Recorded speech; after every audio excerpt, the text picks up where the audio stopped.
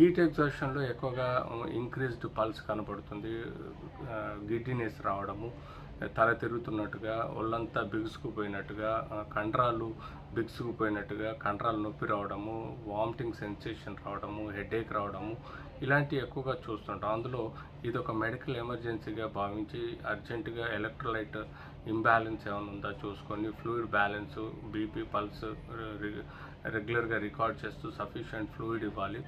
ORS లాంటిది అవసరం ఉంటే తాగించాల్సి వస్తుంది. ఐవీ ఫ్లూయిడ్ ద్వారా ఎలక్ట్రోలైట్ ఇంబ్యాలెన్స్ ఉంటే దాన్ని మనం మేనేజ్ చేయాల్సి వస్తుంది.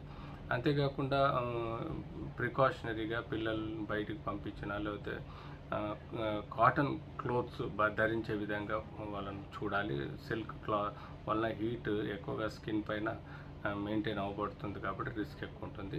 పిల్లలలో హీట్ స్ట్రోక్ రాకుండా హెల్త్ కేర్ స్కూళ్ళలో పంపించినప్పుడు కానీ లేదా బయట ఈ సమ్మర్ వెకేషన్స్లో ఎక్కడైనా తిరిగినా కానీ బాగా కేర్ఫుల్గా ఉండాల్సిన అవసరం ఉంటుంది.